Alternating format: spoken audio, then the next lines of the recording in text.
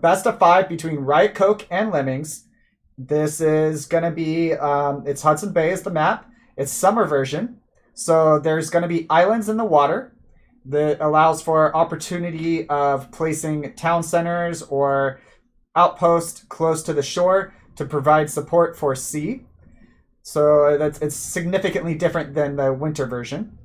Additionally, the trade post can spawn a couple different, trade route can spawn a couple different ways. In this case, it spawn like a upside down U, if you will, as opposed to a straight line up and down. Those are the two options for this map. It is Japan versus Iroquois. So I'm happy to see this matchup. The tempo of the game is on Iroquois, on them to make something happen. Japan has the ability to boom so much harder than Iroquois, but they're somewhat weak early. Certainly they can't get units out super fast, not compared to Iroquois. They are able to defend decently well. They're one of the better turtle civilizations, if you will. It was a food start. So we see that the longhouse is going to be used for a longhouse. Sorry, the travois is going to be used as a longhouse, as is expected. We see Japan. He picked up a wood treasure, I believe. No, he has not done so yet. Why does he have 80 wood? All right, 50 coin picked up by Lemmings, 40 coin by Riotcoke, 40 XP. So he just he built the one shrine. So instead of going for a consulate in either Portuguese, which is really good if there's water, it allows you to get some fishing boats, get a really good eco early. He went for the safer approach, expecting a possible rush from Iroquois, and he went for a shrine to start with. So he no consulate, just a shrine right off the bat. He's going to be able to age up slightly faster with that, significantly faster because it's a 200 wood start. And he's also going to be able to get his eco's not going to be as good, but he's going to be able to respond to a rush a little bit sooner. We'll look at what the player has scouted so far. Both Japanese monks together. They've seen the Iroquois monk, and neither player is really firing. Really, I think maybe Lemmings fired, and Riotcoke's just stopped right there. That's where he was intending to go. We do see that the Japanese monks are going to focus on this outlaw rifleman a little bit here, and we'll see what happens with it. Looking real quick at the treasures picked up, we see Riotcoke picked up 100 food from last time we looked. So really, really nicely done from him. Looking at it, Lemmings has picked up 50 coin, Riotcoke 40 coin, 40 XP, and 100 food. So really, really good Riotcoke from Riotcoke. Good age 1 from him. We'll take a look at the decks real quick as the players have picked their decks. We see a little bit of water out from Lemmings. He has Recruit Buccaneers, 3 Privateers, and Age 2 for 500 coin. Significantly better than the other, than European Privateers in Age 2. It's 3 instead of 2 for the same amount of coin. Also has Water Dance, very important as Iroquois if you are trying to control water. It also has 4 war canoes. Does not have the ability to boom very hard on water, but he does have, due to not having cards for it. But he does have the some warship cards to deal with it. Looking at the Japanese deck real quick, we see that 75 wood was just picked up by Lemmings, and we see Riotcoke picking up a Native American. Looking at the Japanese deck, he does have Atonement. Interestingly enough, he could go for Yojimbo mercenaries. Or possibly just, outlaws or mercenaries of himself. He has 3 fishing boats. As is expected on a water map like this, that's definitely the best card with a home city water flag for Japan in Age 1. It's significantly better than having Mikami, 2 villagers. Definitely better than 300 wood, although 300 wood has some merit too.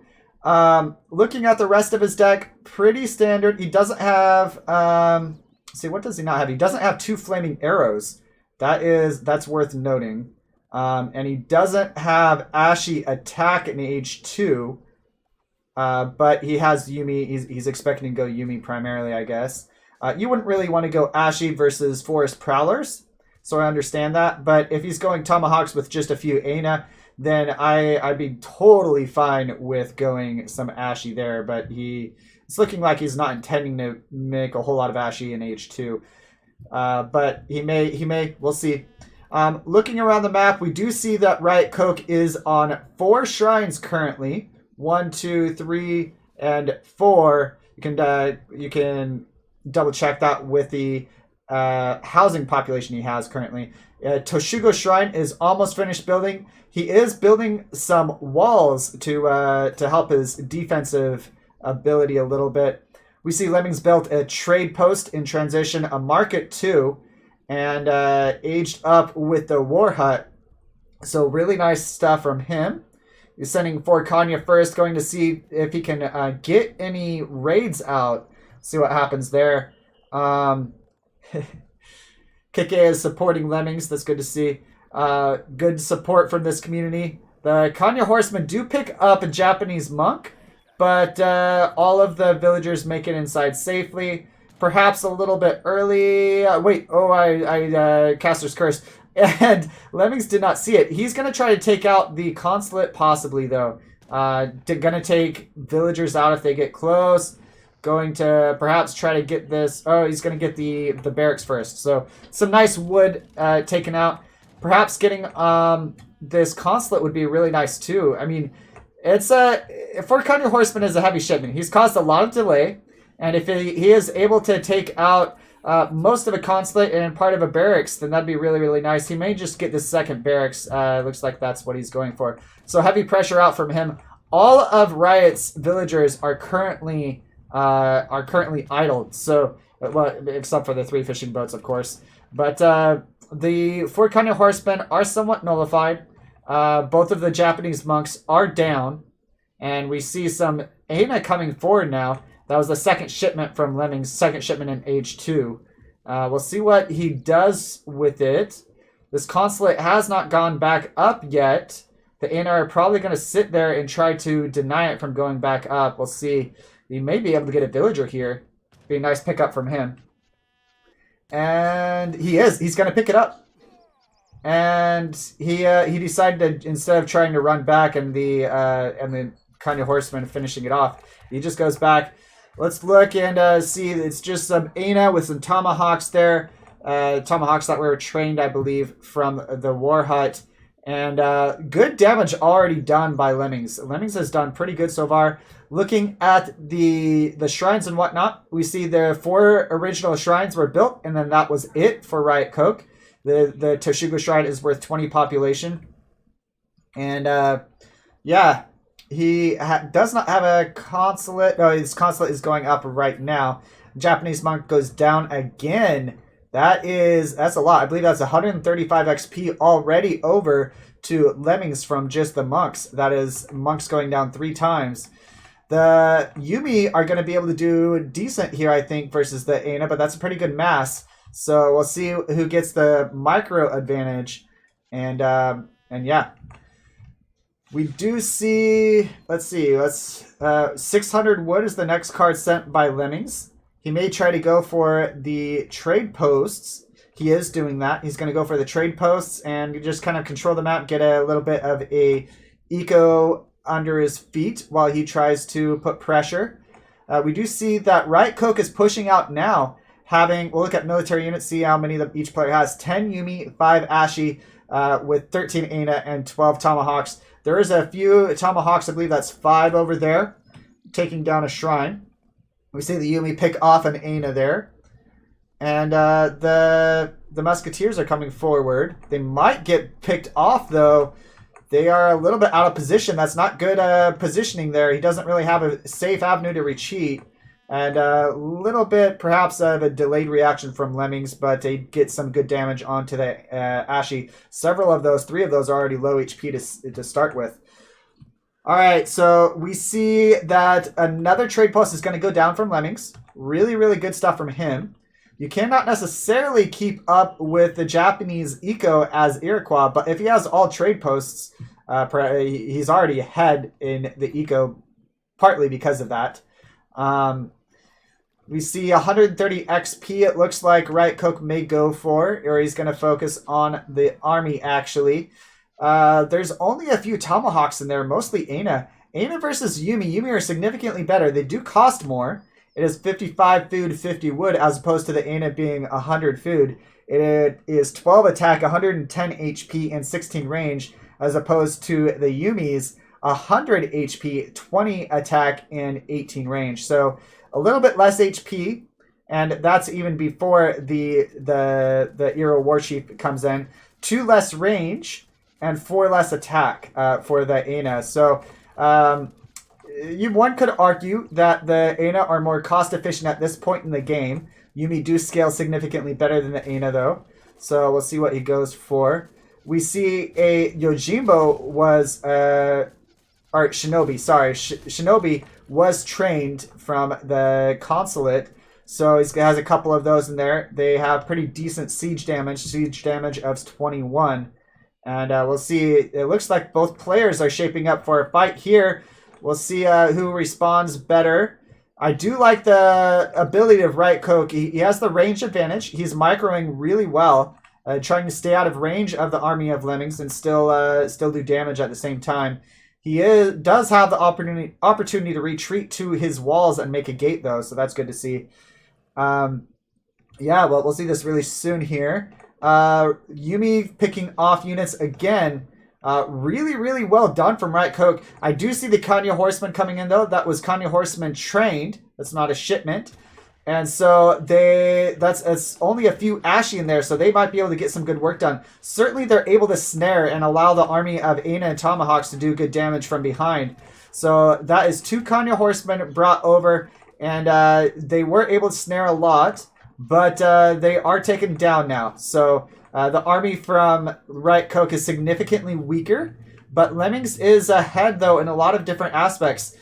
One would say that economically he is ahead due to having all 3 trade posts. He does not have Stagecoach yet. He has 3 of 4 trade posts. So he does have 3 trade posts. He has all the trade posts currently that a player has on the map. We do see that he is tasking his fishing boats over to some new resources. And the Yuumi is a really good choice versus Iroquois. He does have to micro well. He has done pretty well on micro, honestly. Good job kiting. It's a little bit hard with Yuumi. He's going to need some more Ashy, though, to defend. Perhaps some clubmen. He did have the Japanese consulate. He still has the Japanese consulate. You do not want, as Iroquois, to go into Kanya Horsemen's very much. They are 100 food, 75 wood, so very expensive for their stats. They only have 27 attack and 285 HP. Definitely less than a Hussar, but one could say almost about the same cost. Hussar costs 120 food, 80 coin. Wood gathers a lot slower than food or coin.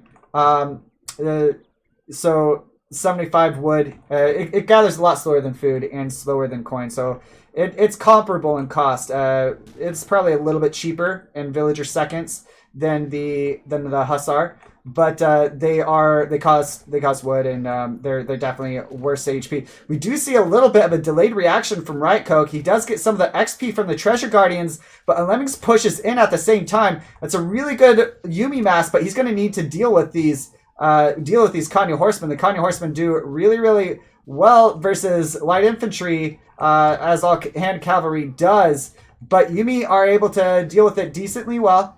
He's able to kite pretty well. He still has the numbers advantage. Looking at the resources, Lemmings is not anywhere close to aging up, and he takes that fight just straight up with his micro.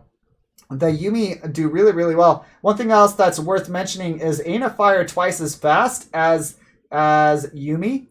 Yuumi fire at a rate of 3.0, I believe, and the Aina fire at 1.5. So let me know if I'm wrong on that. But Riotcoke making really good use of his range advantage there.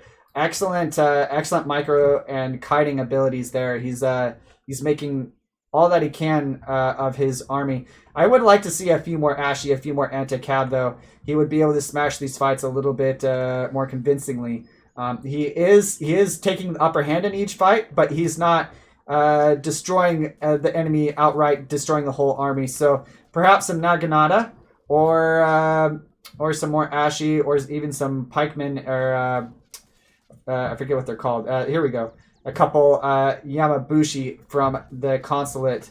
So yeah, he just needs a little bit of defense from the little bit of a meat shield from the Kanya Horseman, and he will be able to smash these fights. So we'll see what he does here. It is a second trading post going down. We still see that he has built a few more shrines. He has 140 shrine population, which means he has built 11 shrines in total. Last I checked, he was at 4. Or last I talked to you guys on stream about it, it was at 4. And War Hut now going down. Those Shinobi are going to do some extra damage there. And the Ashi too. We see the Kanya and the Aina. Where's he trying to go with this? I'm trying to see. They're trying to go around the army. Perhaps he's going to try to pick off reinforcements or trap the opponent. We'll see. That's a lot of tomahawks. Not exactly the best, the most ideal unit there. He is losing villagers, and he is going in with the Kanya Horseman. That's a really good massive Kanya Horseman. But Riotcoke is in the trees. He did not attack until most of his units were down. Really, really good engagement from Lemmings. That's a lot of Kanya Horsemen. And Ashu and the Yamabushi were completely out of position. We're not able to defend from the Kanya Horsemen at all. And really, really good engagement from Lemmings. Riotcoke had the advantage in military up until that point, but Lemmings takes it with a better tactical fight. And he might just walk away with the win after that fight. We'll see. The army is all but gone from Riotcoke. He has some units reinforcing. Still has some Kanya Horsemen up for Lemmings. Really, really well done from him there. It is worth noting that Riotcoke did do some damage with his army. In the meantime, he took down 2 trade posts and a war hut, but he's on the back foot here for sure.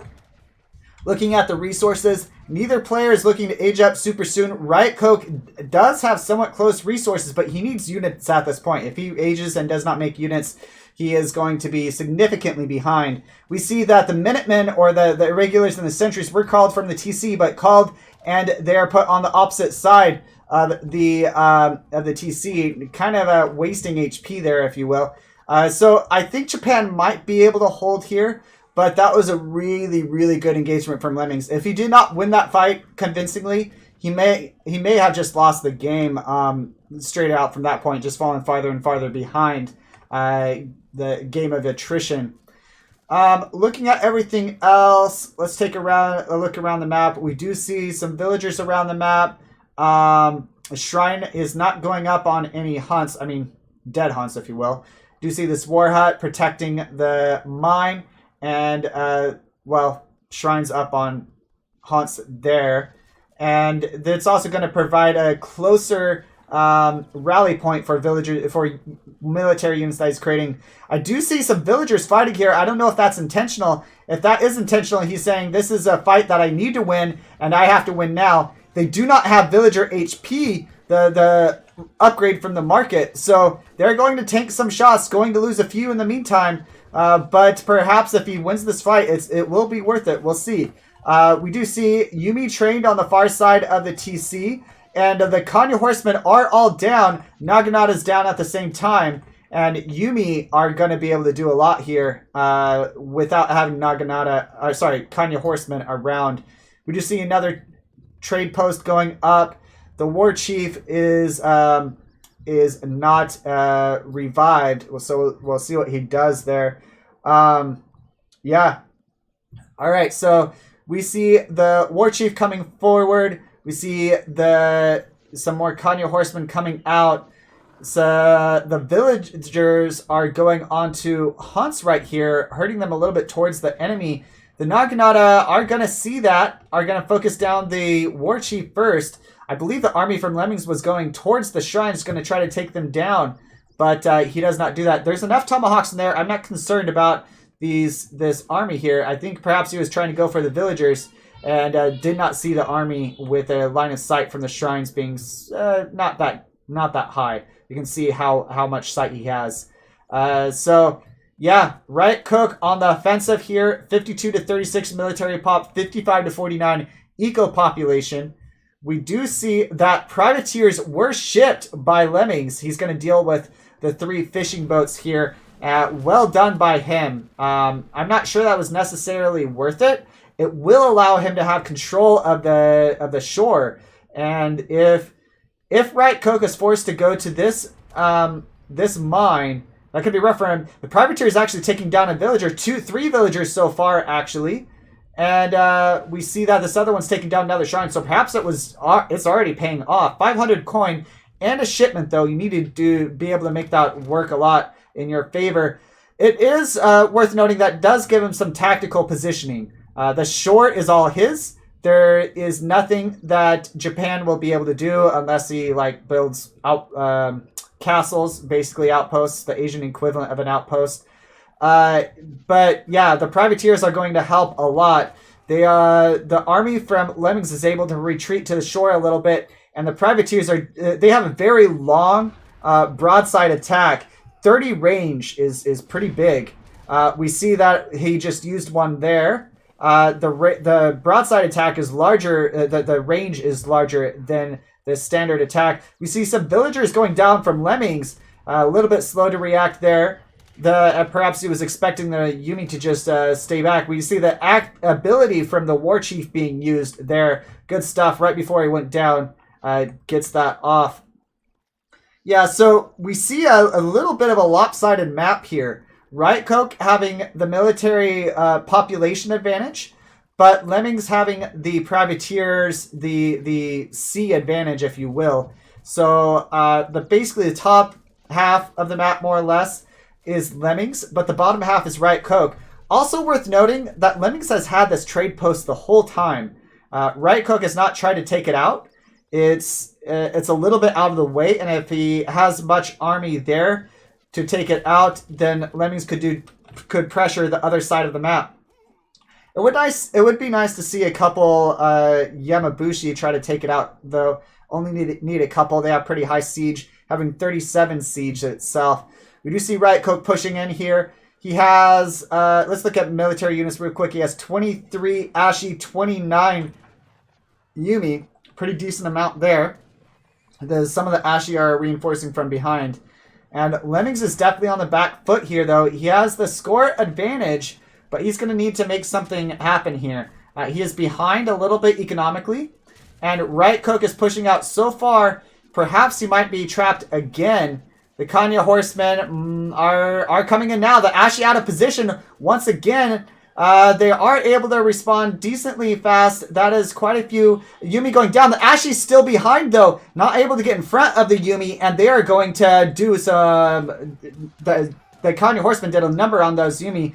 The Ashi not put into melee mode, though, and really, really good micro from Lemmings. He may take this fight. All of the Aina were focused on the Ashi, and for the most part, the Kanya were focused on the Yumi. So really, really well done from Lemmings. Despite being down in military population, he's able to take these fights. Really, really well done. I like the tactical positioning. Micro is not everything. Tactical positioning can secure wins, and that's what we're seeing so far. Really well done from Lemmings. We do see some Aina kind of idled in the back. One villager goes down due to some Ashi being brought forward. And Aina, perhaps he has them on attack move or something, and they're bugged out. But they are not focusing on the rest of the Ashi. They should go down before too long. I like the privateers. He is keeping tabs on the shore. So really well done by him. We see Riotcoke is perhaps going to try to age pretty soon. Let's look at his deck. Does he have 600 coin? He does have 600 coin. Perhaps he will send that very shortly and age up. We'll see what he does. He might just sell some food. I'm not sure. But he definitely needs a little bit to age. The army from Iroquois is not super large. It's obviously bigger than Riotcoke's army currently. Riotcoke does get some more military out.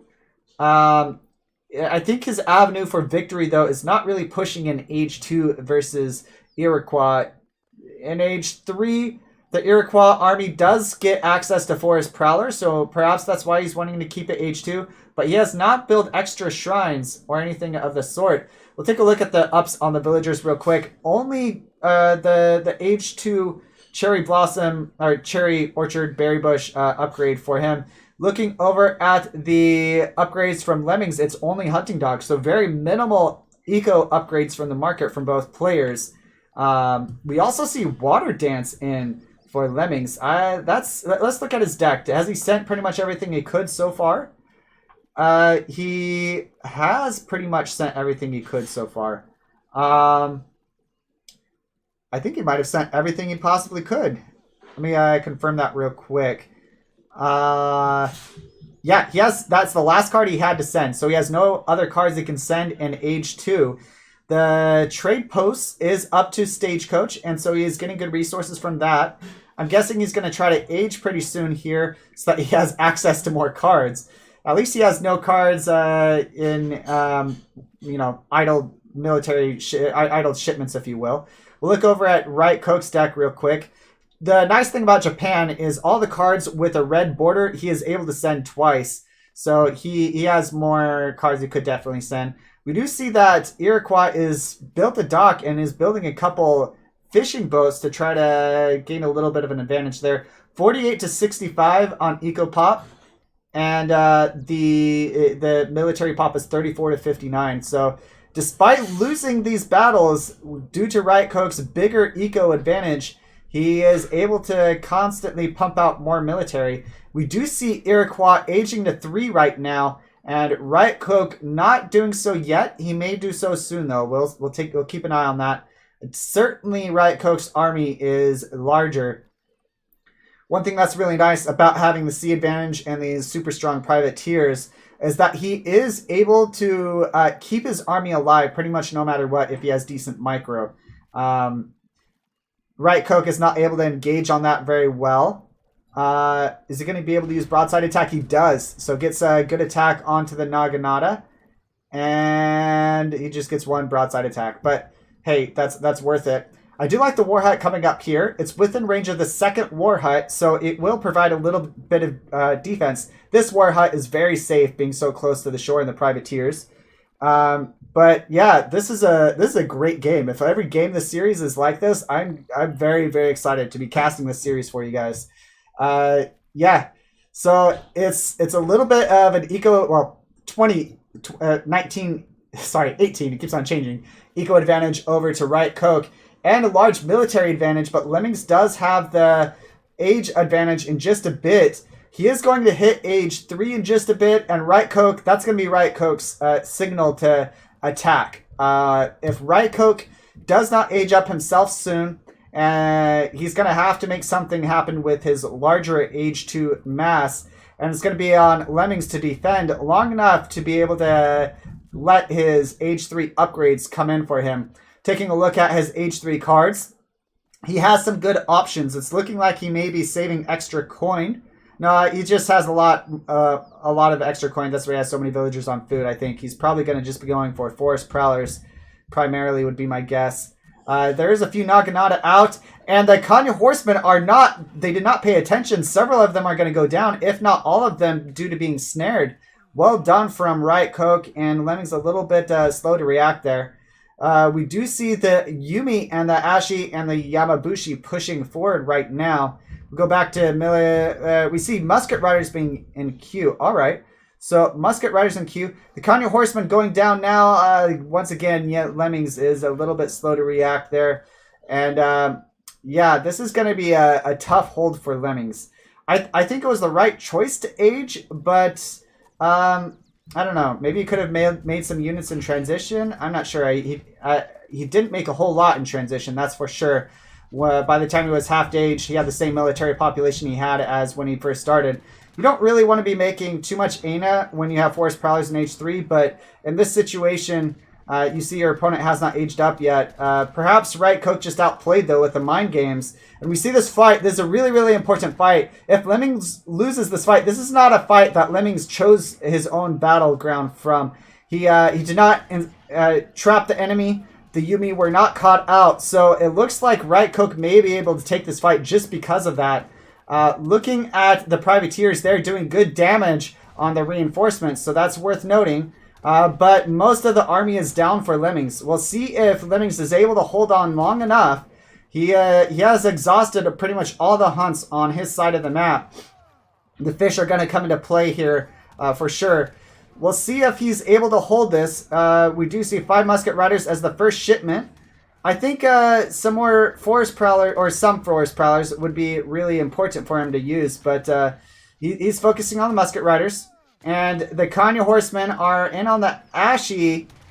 I think Lemmings just might hold this. It's really, really close. There was a huge difference in military population, but due to being the defender, the defender's advantage is really big, guys. This is an excellent example of the military advantage, of the defender's advantage. It was around 80 military pop to 35 or so, and we see Lemmings pulls it back just with the pops on defense, the pops from the corrals, from the home city shipment, and from war huts too, I believe. So just really well done. Also, the privateers are just did an excellent job of delaying the reinforcements. So really, really well done. Lemmings does take that. So Lemmings winning every fight so far, but Riotcoke, he's still ahead in eco, 81 to 56. So the game's not over yet. I'm not sure quite which player is feeling more under pressure at this moment. Probably Riotcoke after losing so much army. The army from Lemmings is not super large, but Riotcoke does have the larger eco. We see, looking at his eco ups, he has most of the market ups at the moment. Looking over at the ups from Lemmings, he does have hunting dogs and does have great feast. We'll take a look at the fight here. We do see some villagers going down now from Riotcoke, so good stuff from him to do that. So really, really nice to see that from Lemmings to pick up some villagers. Riotcoke not reacting quickly to this at all. I was expecting him to react, but all of the villagers are going to go down. That's going to bring the eco advantage back into Lemmings' favor, or at least really close. So really, really good stuff from Lemmings, able to pick up some villagers there. Riotcoke nowhere close to aging. We'll take a look at his cards, see what he has left to possibly send while we're trying to pay attention to this fight. Also, he is pretty much out of mines. He has shipped all of his military shipments. Daimyo was sent. 300 export was sent. The cherry blossom orchards was sent twice. He could ship 600 wood, 600 coin. 4 villagers, shrine upgrade, 3 fishing boats, and atonement. That's all he has left in age that he could possibly send without aging. So yeah, we'll see what happens here. Really close though. Right is the new king of the engage. Yeah. Brain is laggy, not the game. It is a little bit laggy. I was able to notice that. I'm not dropping any frames. I'm pretty sure you guys aren't lagging watching this. So it is between those two players for sure. But as if you're familiar with my setup, my internet speed is very, very fast, as most of the other ESOC team can confirm. Close to 500 megabyte download and around 50 megabytes upload, so megabytes per second. So it's pretty decent, and also my rig is pretty good. So we do see a really large Yumi mass, but military is in favor of Lemmings at the moment. Eco advantage is really close. I think this is where Lemmings is going to take the victory, perhaps. Riotcoke is not worrying about aging at all. He is nowhere close to that. We do see a castle coming up right here. I'm trying to think what that could possibly be for. I guess just for defense? I guess? Is he hoping to age up soon? Perhaps he's going to try to... he's probably going to send 600 coin and then try to age with that, would be my guess. He has his shrines on coin. He is at max shrines, I believe. I don't think there's a way to actually check that specifically. Is there a way?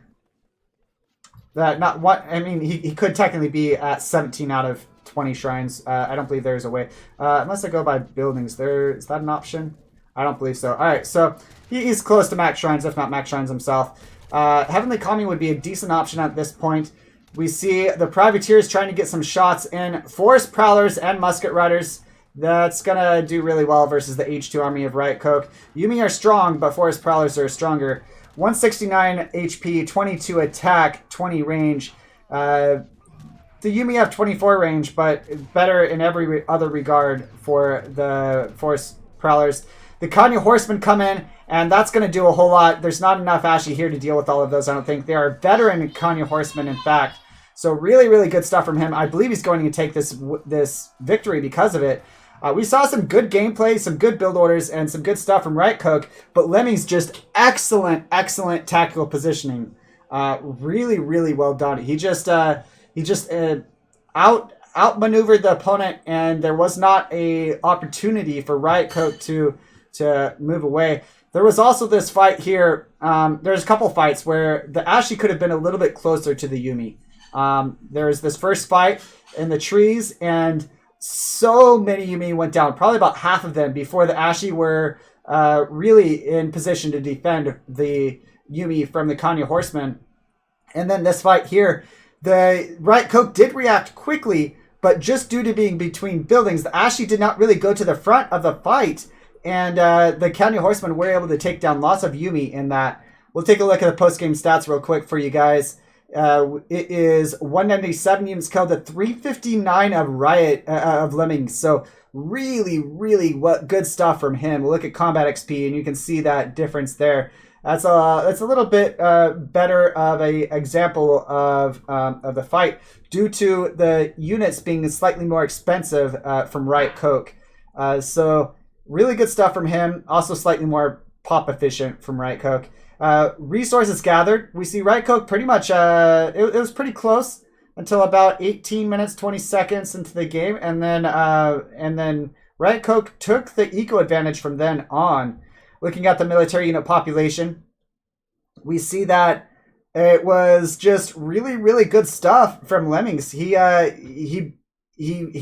came back from the brink of despair, if you will, the pit of despair, and was able to take every fight to his advantage. That was just really, really well done. We can see the importance of tactical positioning there. Micro does a lot, but micro is in the middle of the fight, what you're able to do, what you're focusing on, and tactical positioning of Lemmings just excellent this fight. So really, or this game. So really, really good stuff from him. Looking at villager population, we see it wasn't until about here when he started making fishing boats, I believe, and that's and so yeah, the fishing boats did play a good role of being able to supplement his food income due to not having any hunts. So really well played from both players, and that is game number 1 going over to Lemmings. If every game of this series is like this, I'm just going to be super excited. That's really, really exciting to see. We're going to get into game number 2 in just a moment. We'll find that for you guys. And the second map is Pampas Sierras. So we'll look at, let me look up the maps that Riotcoke had to choose from. It is the, here, one second, let me look it up just a second for you guys.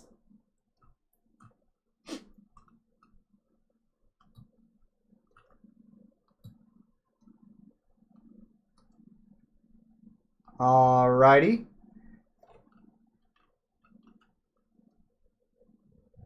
Riotcoke versus Lemmings. So Riotcoke has Ceylon, New England, and Pampas Sierras. Lemmings has Pampas Sierras, Tuparo, and Florida.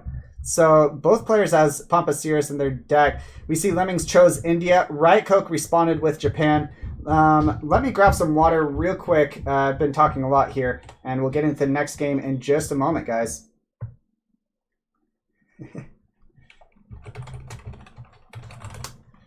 Just a second.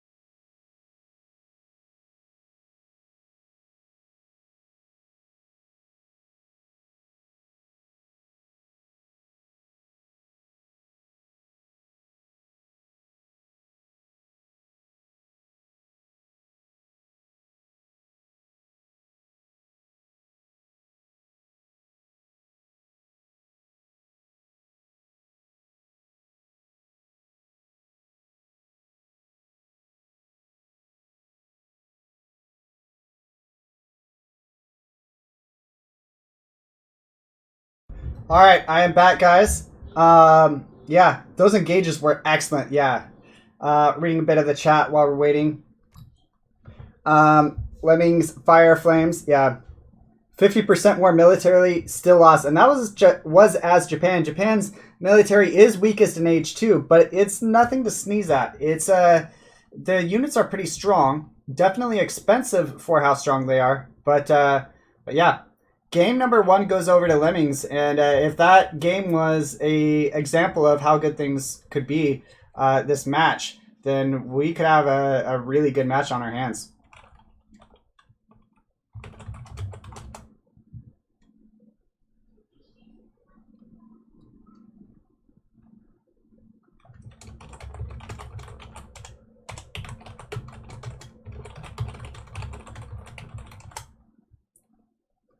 All right, here we go. India versus Japan. This is game number 2.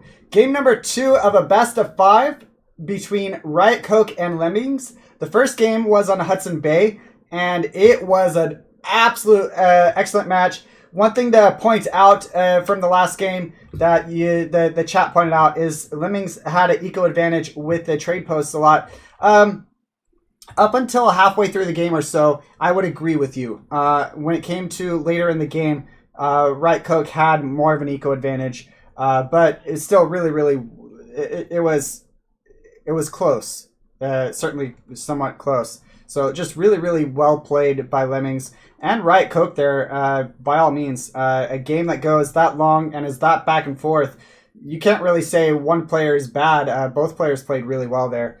Yeah, Pampas Sierras is the map. For anyone curious with the map, this is the map. There are some llamas over to the left-hand side that we often see players go for ASAP.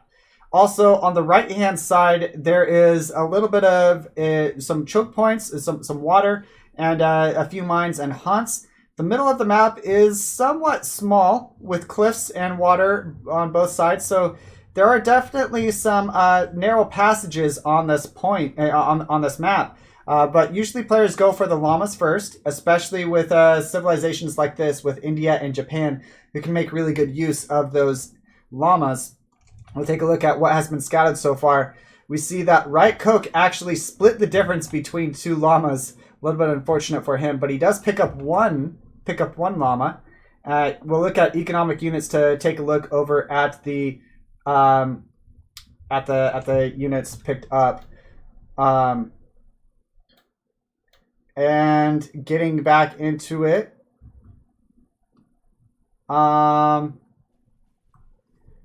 Yeah, all right. So consulate going up from Japan. Looks like it was a wood start. So wood start, that's nice for both these civs. Probably a little bit nicer for Riotcoke. I don't know if he's going to go for a Portuguese consulate. That would kind of be expected with him putting it up this early. If you're going for a Japanese consulate, you would be building a couple of shrines and then building a consulate in transition to age 2. But he does go for a ports consulate. He's going to be able to get have a little bit of a better boom there. It is, of course, nice for India to have the wood. It will allow him to age a little bit faster, actually, due to not having to gather quite as much wood and being able to gather a little bit more food before starting to age up. Looking over at the economic units, we see Lemmings picked up 5 llamas and Riotcoke picked up 2. Riotcoke opting to spread out his monks. One went to the right, one went to the left. And that's going to give him more scouting information, but he's not going to both deny the llamas from Lemmings, and he's not going to pick up as many himself. We do see the whole left-hand side of the map was scouted. There are no llamas left. There is this one that's dead. It was deleted by a player, so it wouldn't go over to the opponent. And the Yumi... sorry, why do I keep on saying Yumi? The monks are coming over to perhaps scout this a little bit more for him, for Riotcoke. Looking over at the resources, it's pretty close. Both players are going to be able to age up about the same time. Perhaps Lemmings slightly faster, but it's going to be pretty close. It's looking like he's sending villagers forward for an Agra. See where he's trying to build it. Pretty offensively, pretty forward.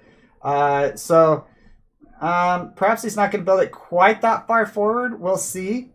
He's going to definitely hit 800 food before his villagers get there. Let's see where he tries to place it. He spread his villagers out, I think, so he gets a little bit more vision, scouts a little bit more, and he's going to place it right here. That's a pretty good position. That does, there's nice trees around that he can use to his advantage if he is going for some skirmisher type units, such as Gurkha, to be able to defend it from melee units a bit better. We do see some shrines coming out from Riotcoke now. He sent 300 wood first instead of Heavenly Kami that we often see. That's a decent option. I don't dislike that option by any means. It does allow you to respond to pressure a little bit earlier, and if you send the Heavenly Kami, it saves wood over time, and it does make your shrines a little bit stronger. But with this, he's basically able to get 3 shrines out, and Heavenly Kami, you save about 30 wood, 30 extra wood each shrine that you build. So you'd have to build 10 to really make up that wood. Of course, it does make your shrines a little bit stronger, gather a little bit faster in and of itself.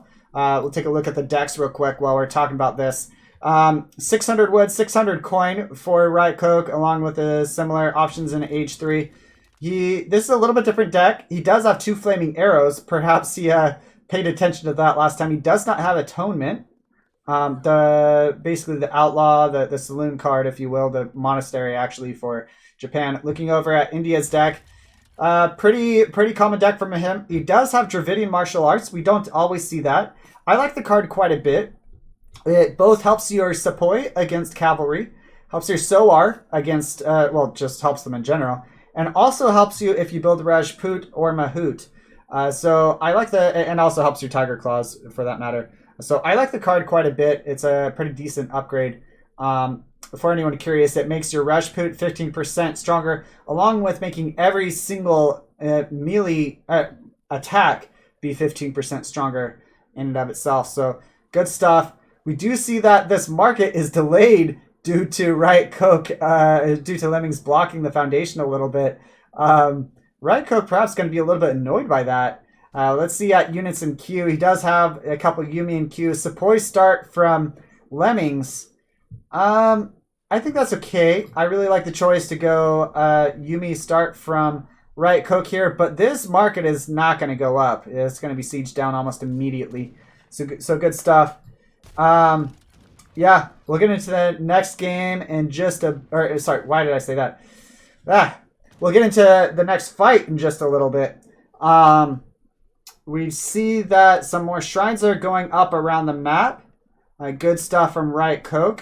600 wood is his second shipment that was sent.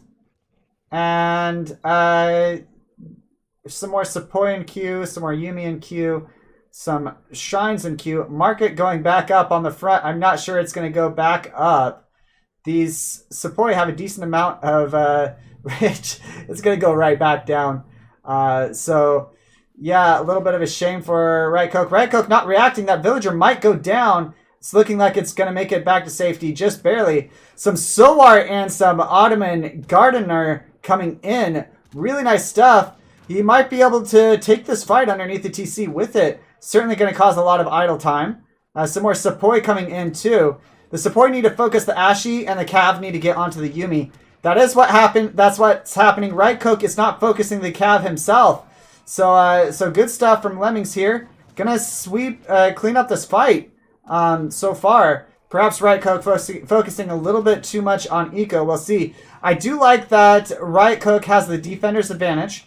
We'll see what he does with it. And Riotcoke just calls it. So GG. Alright, so GG. Game number 2 over to Lemmings. It is a best of 5, so we'll get into the next game shortly. Yeah. All right. Well, oops. Sorry. I'm sorry. I did not look at post-game stats. My bad on that, guys. It was pretty straightforward, though. Just Riotcoke, perhaps making a few too many shrines, not respecting the ability of India to be able to put some pressure early. I really liked the Ottoman Gardeners out, though. Really nice stuff from him, from Lemmings. Unexpected, I think. At a higher level of gameplay, India does not put pressure early in general. They usually prefer to opt a little bit more towards the eco approach and just really take advantage of getting a villager with every single shipment. But we saw that the game was over pretty quickly. We saw Lemmings putting some pretty... Sorry about that. Lemmings putting some pretty heavy pressure. And yeah, some good stuff from him. And we'll get into game number 3 in just a bit. Lemmings has taken game number 1 and game number 2. Game number 1 was extremely close. Game number 2, Lemmings took pretty convincingly. A little bit of unfortunate things went on. But I think Riotcoke was not expecting as much pressure from Lemmings as he put on. He shipped the distributivism into 300 export into 4 SOAR. So just lots of cav out. You don't expect that as India going aggro. Certainly not something you expect at all. So I did like that Riotcoke had some Ashy, but definitely did not have enough to defend the Yuumi. So really good stuff from Lemmings. I really like that build order. Definitely surprised Riotcoke, I think, and really good stuff from him. We'll get into the next game here, and it is New England. All right, so Riotcoke decided to leave Ceylon out. So Lemmings is going to pick the civilization first, and Riotcoke is going to pick the counter civilization. Lemmings cannot pick a civilization he already won with. So game number 1, he won with Iroquois. Game number 2, he won with India. And game number 3, he picks China. So the map is New England. This is a RE map, but I believe it probably has been updated for EP. Lemmings is going to do his deck real quick. Spain was counterpicked China. I think that's a pretty decent option. Spain has... In Age 2, they probably have better options than China. Their military is just a little bit better. In Age 3, they do have Lancers, which are really good versus China. China has Keshiks that they can train that are okay. They're cheap, and they're probably cost efficient, but they don't get really good. They don't become really efficient until Age 4 when you can get several ups for them. They also... Riotcoke changing to Germany. I believe he can do that. So, yeah. So I guess Germany into China. I think I kind of like Spain a little bit more. It's like kind of assumed both players would FF. One could argue that China has a little bit better C than Spain if they went for that. Certainly, China has a lot better C than Germany. Germany, let's see, in Age 3, they have some good options to go into China. Jaegers would be an excellent card to have. Let me think here. China doesn't have very good artillery options in Age 3. Germany can build an artillery foundry, but they don't have 2 falconets. They do have...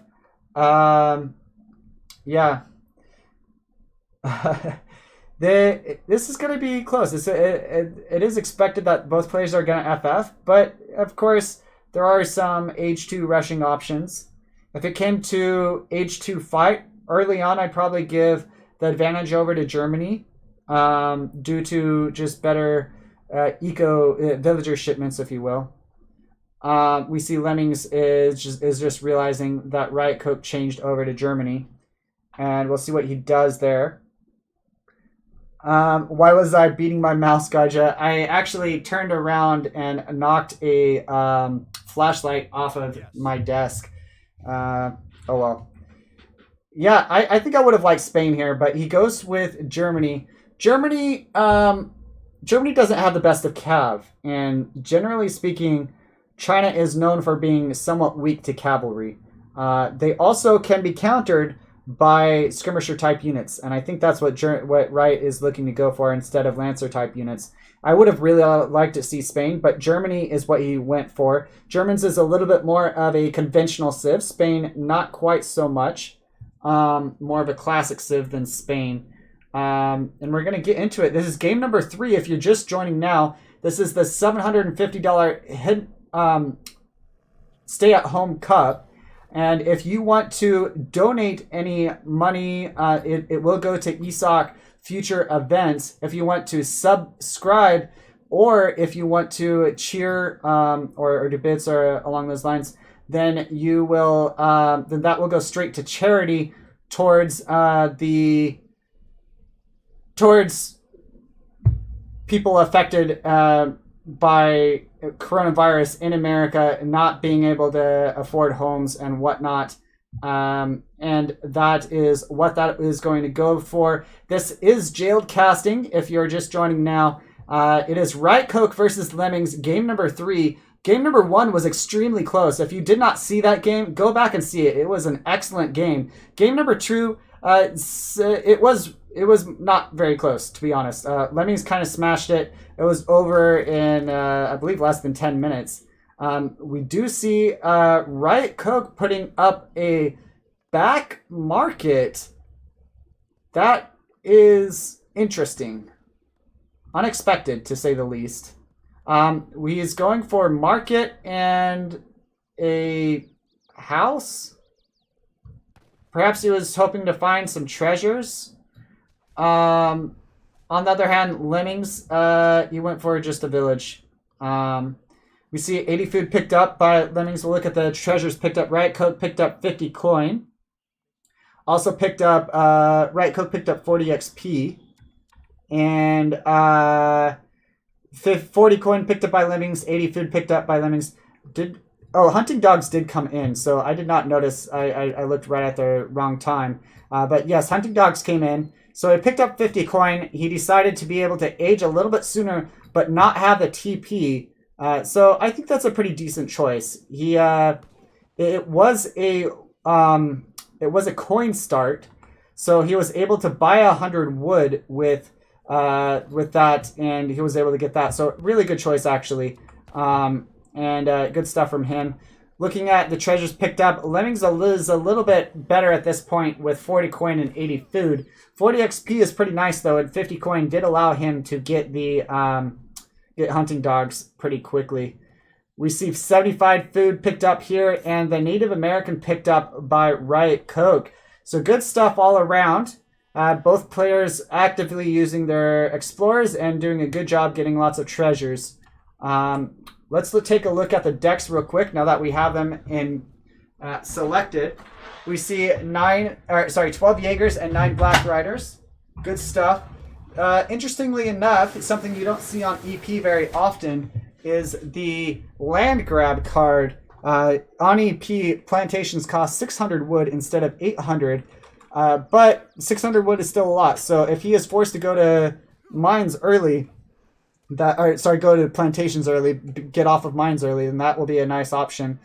He also, let's look at the rest of his cards. He does have Team Cav Attack. It does have Cavalry Combat. Does have improved mercenaries in case there's good mercenaries in the saloon. Also has the church card, which is really kind of just used for DOPS. That's really the only reason you would have it. He doesn't have any DOPS cards. Trying to think of what else. I mean, that's really the only reason why you would have that. If you had a bunch of mercenary cards, I could see him being used to try to make mercenaries free. The cards, at least the shipments free, but he does not have a bunch. Looking at Lemmings deck, he has some sea options here. Also has East Indiamen. Let's see what else he has. There's a Fuchuan, 2 Warjongs. He's got lots of options in each age. This deck does not scream one strategy over another, to me at least. So we'll see what he goes with. He's upping with the Summer Palace, building a consulate in transition. We also see that lots of wood being picked up by Riotcoke. He already built a trade post, and he'll probably be building a second in a bit, or perhaps just going to be saving for a stable or barracks start. We'll see what he does. Looking over at Lemmings, he has hit age 2, and he has not shipped a shipment yet. It's, we'll see what it is. 700 coin. He's gathering a lot of wood. Perhaps he's expecting to stay age 2 for a bit. We'll see what he does. Looking over at Germany, aged up with the 400 wood. And it did get placer mines in transition. We'll see what their second shipment for these players are. Perhaps he'll get another trade post with his extra wood, or a... he's going for a saloon. All right, so he definitely wants to go for mercenaries. And China scouts that really early. That's good on him to scout it that early. Really, really well done. He's going to know what's incoming. China does not have the best of options. They don't have a really good like spy option versus mercenaries. So I do like that option. It's going to be a little bit based on what is in there. Manchu and ninjas. Both are okay. I really like the Manchu though. Ninjas have high siege. And they have multipliers versus mercenaries. I do not expect China to have that. That being said, if China built a saloon himself, or a monastery, don't expect him to, he could go that into Riotcoke if Riotcoke is going heavy into mercenaries. Also, Manchu are definitely a pretty good mercenary to have.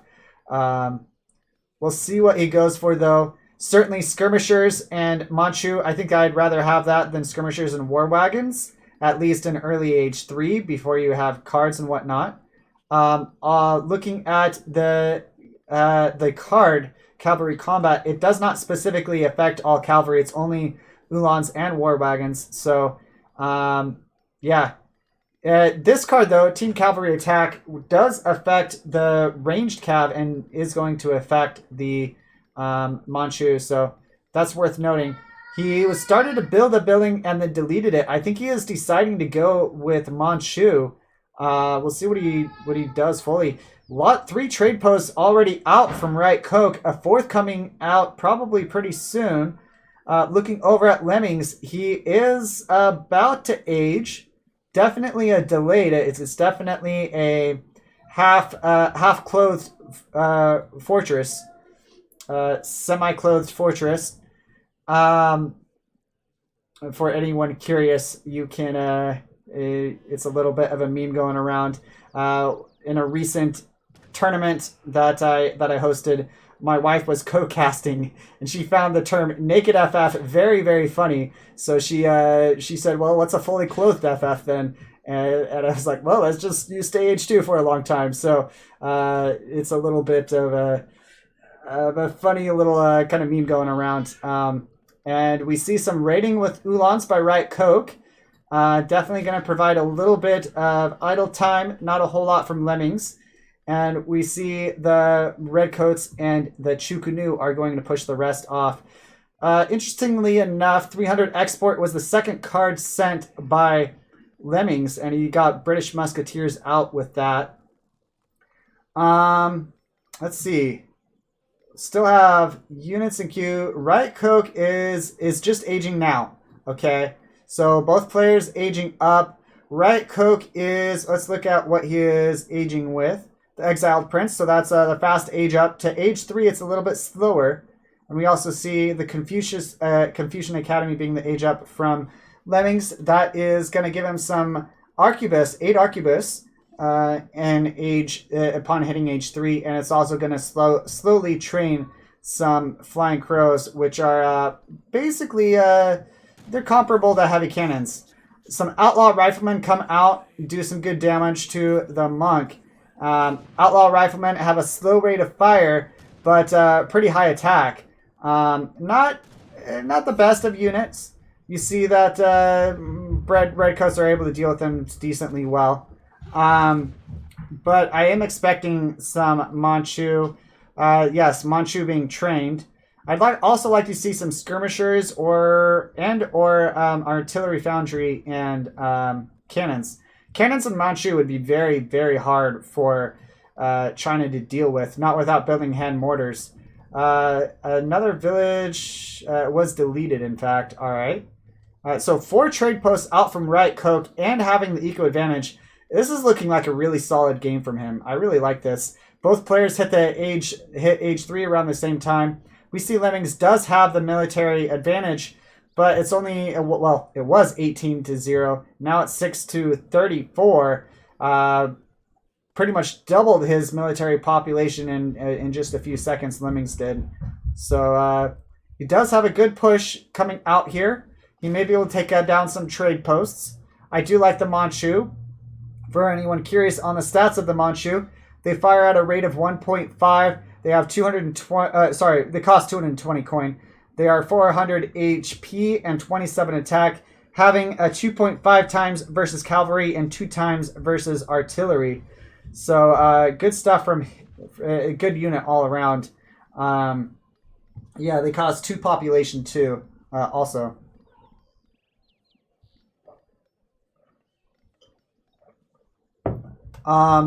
Looking at the rest, we do see a trade post coming down now.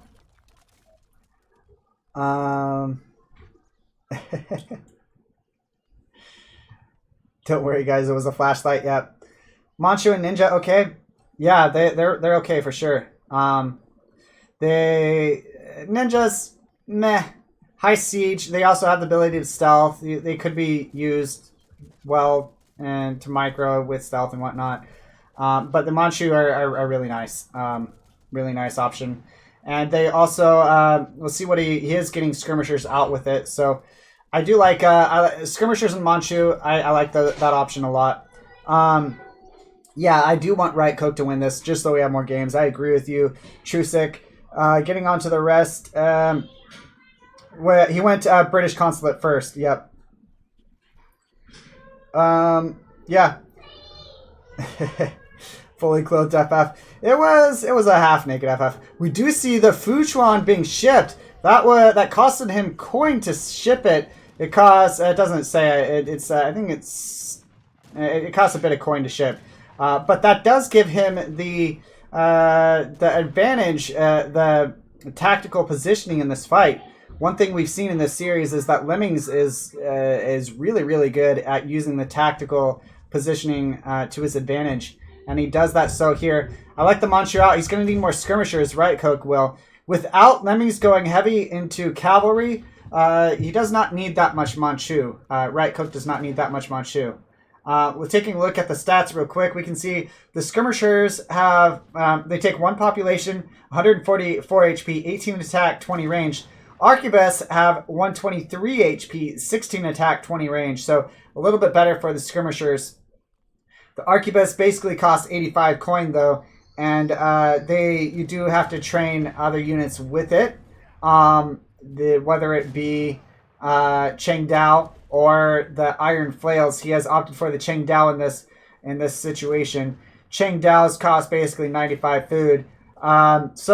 Definitely probably more cost efficient than the skirmishers, but the skirmishers they definitely have the advantage when it comes to stats. 2 more attack and 21 more HP. Looking at the range resist, that's also the same. Lots of houses coming up from Riotcoke here. Lemmings is housed right now, 122 out of 110 pop. That is due to shipping, sending a shipment. We'll see what it was. Taking a look. I'd like to be the meteor hammers, but he could also have sent the iron troops. That's a decent option. The mass from Lemmings is just a lot better than Riotcoke's. Certainly a pretty decent game all in all, though. The Manchu do come here to engage, and the skirmishers are able to do a decent job here. The Manchu were kiting back pretty good. The muskets do get into melee range, and Cheng Dao just a couple left. But lots of arquebus here without cavalry from Riotcoke, which he does not have any shipments of cavalry. The army from Lemmings is going to be okay. Obviously, they're outmassed. It's really good skirmisher pops. Defender's advantage over to Riotcoke. And Riotcoke, I think, is going to be able to push this back, at least push it to the Futran, the heavy warship. But it is... it was a good fight for Riotcoke for sure. Look at that volley. A couple Minutemen going down, but 3 skirmishers, I believe, and 2 Minutemen go down there. So good stuff from Riotcoke. Really close in military pop. And the eco is very close also. I do like the Ulans around back. Let's make sure that he hasn't got any good raids off. We do see 3 villagers lost on Riotcoke's side and 1 from Lemmings. So a little bit of eco harassment done. Look at the HP of the villagers. See, I think it was just some minimal raids.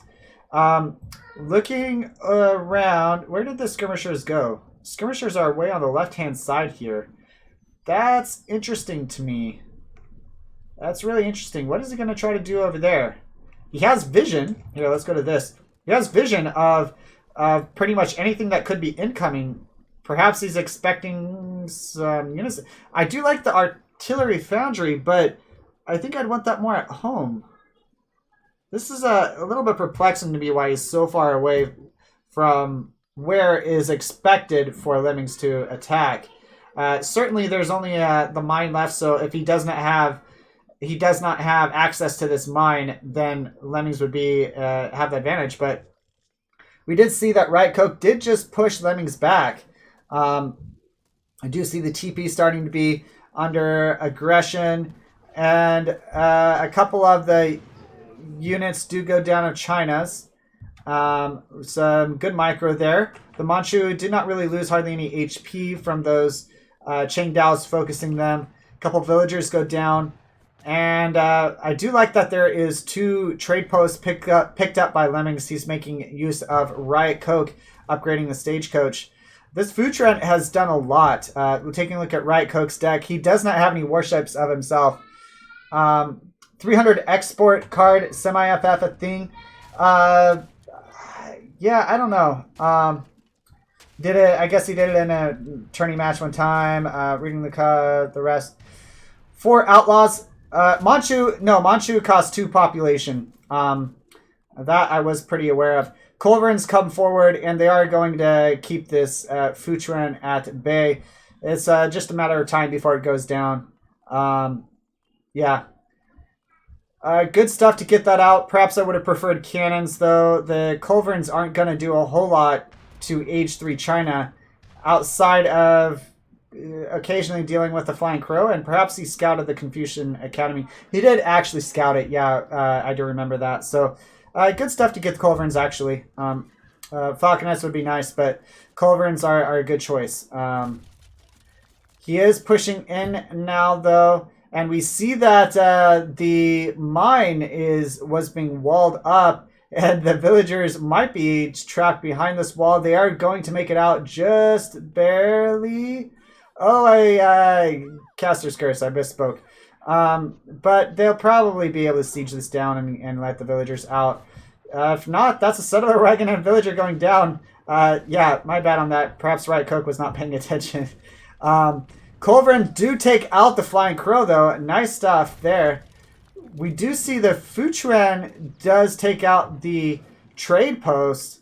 Taking stock of the situation, a 78 to 79 military pop. Neck and neck. We do see both Culverins going to be going down here, though. 43 to 42 eco pop. This game is about as close as it gets. We do see the Jaegers just coming in now from Riotcoke. That's good to see. The Jaegers are going to do a whole lot in this next fight. This low HP warship, though, let's see. I'm curious what Riotcoke is going to try to do to deal with it. The Jaegers are on it, and he does trap it a little bit. And is it going to go down or not? I think it will, maybe just might go down. No, he's barely going to get it away. Iron troops come in. Let's compare the iron troops and the Jaegers for you guys. It is 2 population, 200 coin if they were to send it themselves or build them themselves. It is a 240 HP, 25 attack, 16 range with 60% range resist. So low range but high range resist. The Jaegers have 36 attack, 300 HP, 40% range resist, and 20 range. So it's a little bit debatable which one's better. Certainly with the improved mercenaries, one could argue the Jaegers are better. The Iron Troops, though, have decent HP, and the 60% range resist is really huge if the opponent does not have melee units. So we'll see what happens. They're really good at just tanking. It looks like we might have a bit of a base trade here. This could be exciting. The Manchu War Wagons and the Skirmishers Jaegers come in, while the Meteor Hammers, Arquebus, Muskets, the Flying Crow come in. A little bit higher siege out from Lemmings, I think. Some of the Manchu being picked off here, but they're going to make it by. It's looking like the Manchu are going to come back to defend. He did see the Meteor Hammers coming out, so that's good. Having just a few War Wagons here is fine. The opponent has not made cavalry as far as we know. The houses, that's a lot of houses, but they're going to be destroyed. There's going to be no houses left for him. TC almost down. On the other hand, we'll take a look here. This is really, really close, guys. This is going to be a good base trade, but I think Lemmings might have the advantage here.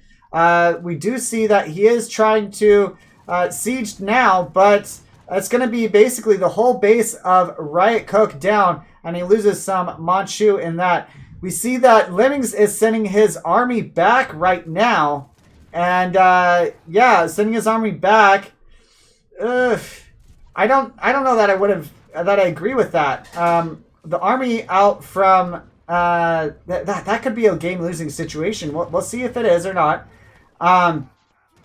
He did some damage on the other side, and instead of continuing to siege, he's going to come back and try to deal with this army. But the army is big enough to where it might be tricky, especially with a Falconet coming forward. That Falconet is somewhat low HP. Lots of Manchu in that, though. We'll see. This fight could mean a whole lot. But Riotcoke stuck to his guns. He was late to start the siege, and he is sieging now. He should know that Lemmings is coming back with his army, so this could be a pretty big fight here. I do like that Riotcoke is picking off units as they come out of the War Academy. And we'll see what... I think Lemmings might be waiting for a pop. 11 Chengdao come in just now. And they are going to get on top of the Manchu. But Riotcoke has not noticed yet. Several Manchu do go down. And the army is coming forward from Lemmings. This fight could make it or break it for both players. The eco is better for Riotcoke, but this fight, 120 military pop to 76. And it looks like the units from Riotcoke are all surrounded. It's going to be really, really close. And I think he's going to lose this fight. Riotcoke is just barely going to lose this fight, it seems. Lemmings is taking it, and he is surrounding. Really, really good stuff from him. And we'll see what he does with the rest. If Riotcoke is able to correctly gauge this situation, if he is able to hold on in the next few moments, he does have a better eco, so it could make it work. If he's able to... Oh, Riotcoke resigns. All right. Ooh, close game, guys. Close game. Only one mine left on the map. Yeah. Lemmings is playing the maps perhaps a little bit better. And Riotcoke, he loses 3-0, but that was a close series. Close game 1, close game 3. And that was really close. Yeah, I think it was. It does feel a little bit like it was too late to send back Howling Wolfpaw. I'm reading the chat from 2 minutes ago, but it turned out to be the right decision. He had the defender's advantage by coming back. He took out the TC in several houses. But yeah, really close game all in all. Riotcoke barely walks away with the loss there. Really, really good stuff. Losing a bunch of Manchu to the Chengdao was pretty big also. Look at the post-game stats for you guys. We see Riotcoke indeed killed more units, as is somewhat expected versus China. China's units are not as pop efficient. Looking over at combat XP, that tells a better story though. We see that Lemmings killed more valuable units. The units from Riotcoke being a little bit more pop efficient. costing more resources. Looking at the resources gathered, we see Riotcoke was pretty much ahead in that regard the whole time. Villager population, same story. Military unit population, it is back and forth. Really, really close. Don Artie, watch game number 1. I really suggest watching that, man. It was a really, really good game. One of the better games in recent history, certainly at this PR level, and it was really, really good. It was an excellent example of how tactical positioning can win games. But yeah, we'll see.